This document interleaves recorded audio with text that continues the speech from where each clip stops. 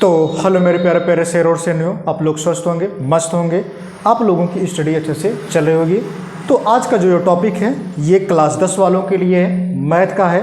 तो इस पूरे टॉपिक में हम लोग क्या करेंगे, शुरू से आज पढ़ना स्टार्ट करेंगे। ठीक है, क्लास 10 का एनसीईआरटी के ही चैप्टर से ये यानी कि एनसीईआरटी बुक से ही इस पूरे जो है बुक को ख़त्म कर दिया जाएगा। पूरा एनसीईआरटी का एनसीईआरटी पढ़ाया जाएगा, यानी कि अध्याय एक ही है, जो अध्याय का नाम है वास्तविक संख्या। क्या है मेरे रसगुल्लों? वास्तविक संख्या यानी कि रियल नंबर। तो आइए ज़्यादा देर ना करते हम लोग क्या करते हैं, रियल नंबर को देख लेते हैं। किसको देखते हैं? रियल नंबर को। तो उससे पहले मैं आपके लिए दो लाइनें कहूँगा कि अभी कांच है, कि अभी कांच है इसलिए लोगों को चुभते हैं, कि अभी कांच है इसलिए लोगों को चुभते हैं। जिस दिन आईना बनेंगे ना उस दिन लोग देखेंगे हमें, उस दिन लोग हमें देखेंगे। तो चलिए आइए देखते हैं जो आपके क्या है अध्याय। ठीक है,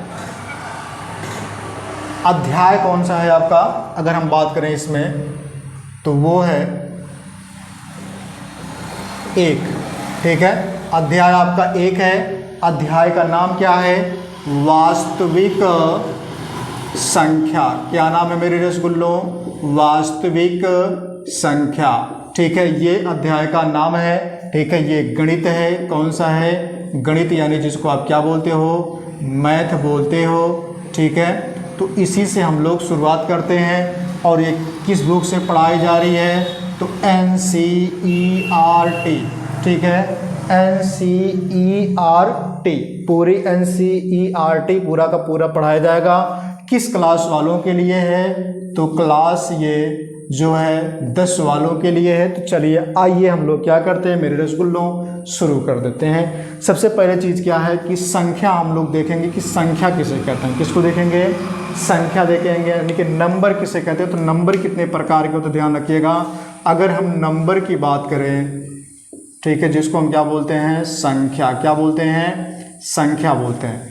तो संख्या जो होता है मेरे शेर और शेरनियों, ये दो प्रकार का होता है। कितने प्रकार का होता है? दो प्रकार का होता है। तो वो कौन कौन से प्रकार हैं देख लीजिए पहले। तो सबसे पहला जो निकल के आएगा उसको बोलेंगे वास्तविक संख्या। क्या बोलेंगे? वास्तविक संख्या। ठीक है, वास्तविक संख्या, या फिर जिसको बोलते हैं रियल नंबर। ठीक है, ये हो गया। दूसरा आपका निकल के क्या आएगा? दूसरा जो आएगा जिसको बोलते हैं, ठीक है, व्यवहारिक या फिर काल्पनिक। क्या बोलते हैं? काल्पनिक संख्या। क्या बोलते हैं इसको? काल्पनिक संख्या। क्या बोलते हैं? काल्पनिक संख्या। ठीक है, तो काल्पनिक संख्याएं हो गया, और क्या हो गया? वास्तविक संख्याएं हो गया। ये मैंने आपको बताया।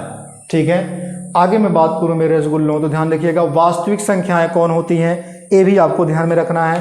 तो जो परिमेय अवास्तविक संख्याएं ये भी दो प्रकार की होती हैं। वास्तविक संख्याएं कितने प्रकार की होती हैं? दो प्रकार की होती हैं। तो ध्यान रखिएगा दो प्रकार की कौन कौन सी होती हैं ये भी ध्यान रखिएगा। तो पहला प्रकार जो आपका निकल के आया वो होता है परिमेय संख्या। क्या होता है? परिमेय संख्या होता है। कौन होता है? परिमेय संख्या होता है। दूसरा जो आपका निकल के आता है वो है अपरिमेय संख्या होता है। ठीक है, तो ये हो गया अपरिमेय संख्या और परिमेय संख्या। अब परिमेय संख्या किसे कहते हैं और अपरिमेय संख्या किसे कहते हैं ये भी ध्यान में रखिएगा। सबसे पहले हम काल्पनिक को देखते हैं। तो काल्पनिक जो संख्याएं होती हैं, जैसे मान लीजिए हमने कहा x का स्क्वायर। क्या कहा? x का स्क्वायर प्लस 2 बराबर 0। ये तुम्हारा क्या है? काल्पनिक संख्या है। उसके बाद हमने कह दिया कि x का स्क्वायर, ठीक है, बराबर -2। तो इसका मतलब क्या है? 0, यानी कि 0 ही आएगा। इसका मतलब अगर इसका हम गुणा इसमें करेंगे तो इसका मान क्या आएगा? 0 आएगा। इसका करेंगे तो इसका मान 0 आएगा। अगर हमने कह दिया x बराबर प्लस माइनस √2, ये भी तुम्हारा माइनस में क्या है? 2 है। तो ये भी तुम्हारा क्या है? काल्पनिक संख्या है। काल्पनिक संख्या को आयोटा से प्रदर्शित करते हैं। ठीक है, किससे?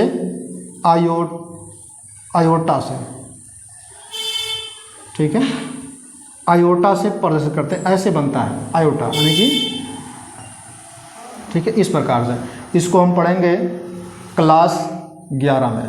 ठीक है, क्लास 11 में इसको हम पढ़ेंगे। तो चलिए देखते हैं परिमेय संख्या किसे कहते हैं। परिमेय जो संख्या होता है, प्रत्येक वह संख्या जो p/q के रूप में लिखी हो। परिमेय संख्या किसे कहते हैं? प्रत्येक वह संख्या जो p/q के रूप में लिखी जा सकती है या फिर लिखी जाती है, लेकिन जहाँ क्या हो q बराबर नॉट इक्वल टू 0 होना चाहिए, ठीक है, और p और q तुम्हारा क्या होना चाहिए, पूर्णांक हो, ठीक है, उसका क्या हो HCF बराबर क्या होना चाहिए, PQ बराबर 1 होना चाहिए। मतलब समझाते हैं आपको कि अगर परिमेय संख्या देखना चाहेंगे तो इसमें क्या होगा, P बटे Q के रूप में होना चाहिए, लेकिन Q का मान 0 नहीं होना चाहिए। और इसका जब हम HCF निकालते हैं तो ठीक है, किसका P कामा Q का, तो इस दोनों का बराबर जो है 1, इन दोनों के बराबर 1 नहीं होना चाहिए।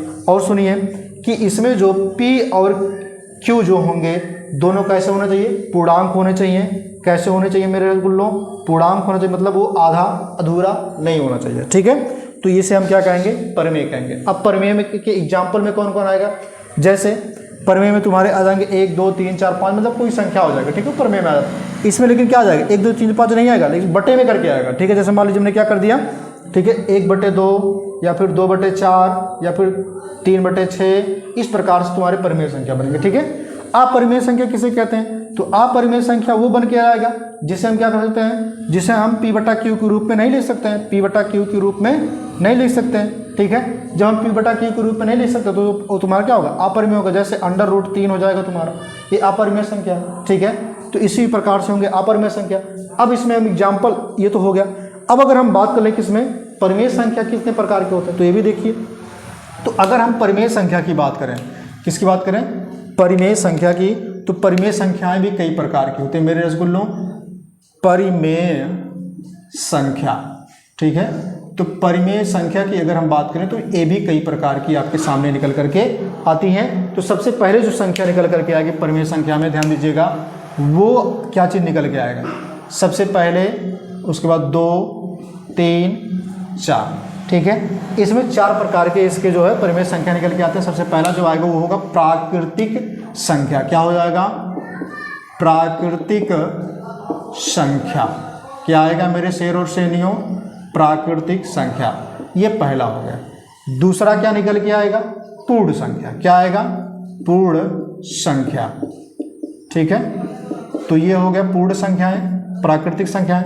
तीसरा क्या निकल के आएगा, ठीक है, पूर्णांक संख्याएं। क्या आएगा, पूर्णांक संख्या है। चौथा क्या निकल के आएगा, भिन्न संख्याएं। क्या आएगा, भिन्न संख्याएं, ठीक है।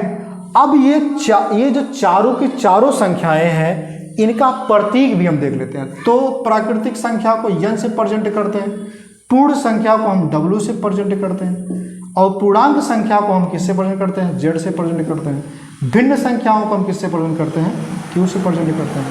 तो ये बात रह गई। अब इसमें हम देख लेते हैं कि कौन कौन संख्या कैसी होती है, ये भी देखो। तो सबसे पहले प्राकृतिक संख्या की अगर हम बात करें तो प्राकृतिक संख्या तुम्हारे हो जाएंगे 1 2 3 4 5 6 डॉट डॉट करके कहाँ तक, इनफाइनाइट तक, ठीक है। पूर्ण संख्या किसे कहेंगे, 1 के आगे 0 लगा देना, तो 0 1 2 3 4 डॉट डॉट करके तुम्हारा कितना, इनफाइनाइट तक, ठीक है। पूर्णांक संख्या किसे कहते हैं, तो जिसके आगे क्या हो, माइनस में चलता हो, यानी कि 0 के बाद जैसे 0 -1 -2 -3, ये सब तुम्हारे क्या है, पूर्णांक संख्या है। उसके बाद क्या है, 1 है 2 है 3 है, ठीक है, डॉट करके कहाँ तक, इनफाइनाइट तक, ठीक है। उसके बाद मैं बात कर लूँ किसकी, भिन्न संख्याओं की। तो भिन्न संख्याएं क्या होती हैं, जो अंश और हर में हो, किस में हो, अंश और हर के रूप में लिखा हो, हम क्या कहेंगे, भिन्न संख्याएं कहेंगे। तो इतना मैंने आपको बता दिया। उसके बाद में बात कर लेता हूँ युगलिड विभाजन, जो कि पूरे चैप्टर में पढ़ना आपको, युगलिड विभाजन है क्या, ठीक है, क्या पढ़ना है, युगलिड विभाजन। तो मेरे रसगुल्लों ध्यान दीजिएगा कि युगलिड विभाजन किसे कहते हैं, ये भी आपको ध्यान में रखना है। तो चलिए देखते हैं युगलिड विभाजन, ठीक है। तो इतना क्लियर हो गया होगा। अब हम लोग क्या देखते हैं, युगलिड विभाजन।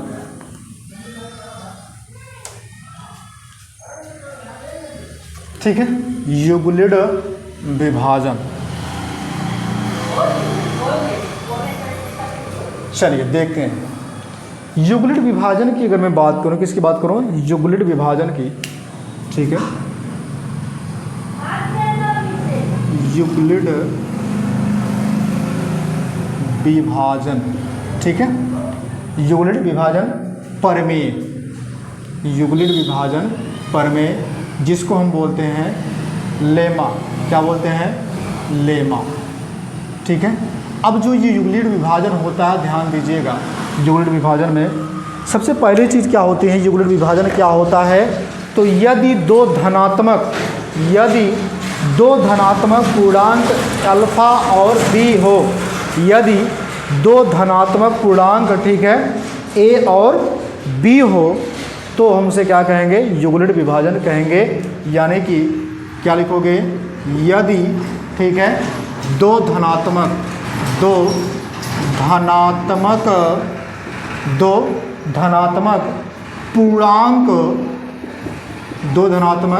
पूर्णांक ए कामा बी हो, तो अगर ऐसा है तो क्या हो जाएगा तुम्हारा, ए बड़ा होगा किससे, बी से, ए बड़ा होगा किससे, बी से। तो इस कंडीशन में कुछ सूत्र निकल के आएंगे जिसको आपको याद रखने होंगे। सबसे पहले क्या आएगा कि ए बराबर तुम्हारा हो जाएगा क्या चीज़, ठीक है, B Q plus R, B Q plus R हो जाएगा, ये सूत्र निकल के आ रहा है। तो ध्यान दीजिएगा मेरे रसगुल्लो यहाँ पर, ठीक है। अगर मैं बात करूँ तो यहाँ पे क्यू क्या होगा, तो यहाँ पर जो क्यू होगा वो होगा भागफल, क्या होगा, भागफल होगा। और मैं बात करूँ आर की, तो आर आपका क्या होगा, शेष फल होगा, क्या होगा, शेष फल होगा, क्या होगा, शेष फल होगा। जहाँ और आर की मैं बात करूँ, ये क्या होगा, शेष फल होगा, ठीक है, शेष फल से बड़ा भी हो सकता है। किससे बड़ा हो सकता है, शेष फल से बड़ा हो सकता है। जैसे एग्जाम्पल में बात करूँ किसकी, एग्जाम्पल एक बार देख लो जरा। एग्जाम्पल में क्या होगा, जैसे मान लीजिए हमने कह दिया 12 बड़ा है किससे, 10 से, 12 बड़ा है किससे, 10 से, ठीक है। तो इसमें ध्यान दीजिए क्या होता, जब ये दोनों बड़ा मतलब उस तरह से लिखा है ना, इसको हम ए मानेंगे, इसको हम बी मान लेंगे, ठीक है।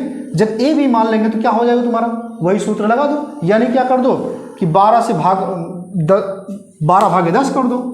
जब 12 भागे तुम 10 कर दोगे, ठीक है, तो कितनी बार जाएगा तुम्हारा, यानी कि 10 × 10 हो जाएगा, आएगा 2, तो ठीक है।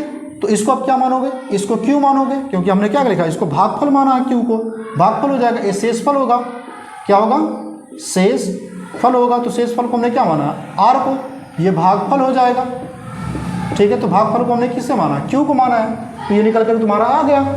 यानी इसको जब लगाना चाहोगे, क्योंकि क्या हो जाएगा, 12, ठीक है, बराबर है, या फिर ध्यान दीजिएगा किससे, 10, ठीक है।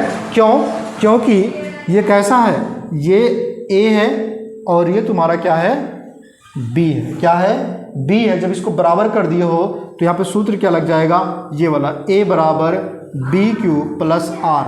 जब इसको माने हो तो प्लस आर तुम्हारा हो जाएगा। जब ये सूत्र का प्रयोग कर दोगे, इस सूत्र का, ठीक है, तो इस कंडीशन में क्या होगा, तो 12, ए तुम्हारा क्या है, 12 है, ए तुम्हारा क्या है, 12 है। बी तुम्हारा क्या है, बी अभी पता ही नहीं है, तो बी क्या लिखोगे इसमें कि बी पता है, बी 10 है तुम्हारा, गुड़े क्यू कितना है, क्यू के बारे में आपको पता है वहाँ क्यू कितना निकाले हो, 1 निकाले हो, प्लस आर कितना है, तो आर आपका 2 है, ठीक है। तो इस प्रकार से आपने लिखा है। अब इसको सॉल्व कर लो, तो यहाँ पे 12 हो जाएगा, तो 10 × 10 हो जाएगा, और 10 2 कितना आ जाएगा, 12 आ जाएगा। तो दोनों बराबर साइड में आ रहे हैं। अगर दोनों बराबर आ रहे हैं, मतलब LHS बराबर है RHS के, अगर ये दोनों बराबर हैं तो मतलब क्या, यूक्लिड विभाजन प्रमेय का क्या है, सत्य है। समझ में आ गया इतनी बात। तो चलिए हम लोग क्या करेंगे इसमें, ठीक है, प्रश्नावली को भी स्टार्ट कर सकते हैं, ठीक है। तो प्रश्नावली को स्टार्ट करेंगे तो लंबा चला जाएगा वीडियो, तो आज की वीडियो में केवल इतना ही हम लोग सिखाते हैं। उसके बाद इतना सीख लेते हैं, उसके बाद हम लोग क्या करेंगे नए वीडियो में कि प्रमेय संख्या 1 का 1 पढ़ेंगे, यानी कि 1.1 पढ़ेंगे। उसमें पूरा भरपूर रूप से क्या करेंगे, सवाल को हम देखेंगे, ठीक है। हालांकि इस सवाल मैं एक साइड में लगाते चला जाऊँगा, ठीक है, क्योंकि देखो भैया, सवाल अगर मैं पढ़ूँ यहाँ पे लिखूँगा तो टाइम ज़्यादा लगेगा, ठीक है। तो इसलिए मैं बुक से क्या कर दूंगा, सवाल को पढ़ दूंगा और स्क्रीन पर सवाल मैं लगा दूँ, मतलब वो लगा दूंगा कि कौन सा सवाल है, किसका कौन सा सवाल है, ठीक है। सवाल नंबर कितना है, किसका सवाल है, ये सवाल कौन सा है, ये भी लगा दूंगा। केवल मैं यहाँ पे सॉल्व कर दूंगा, ठीक है, पढ़ करके सॉल्व कर दूंगा, ठीक है। तो आज की वीडियो यहीं तक, बाकी सभी बच्चों के पास शेयर कर दीजिए जो बोर्ड के विद्यार्थी हैं, सभी लोगों के लिए है जो कि क्लास 10 में पढ़ रहे हैं इस समय, ठीक है, चाहे वो बिहार बोर्ड के हो चाहे वो यूपी बोर्ड के हो। बाकी जय हिंद, जय भारत।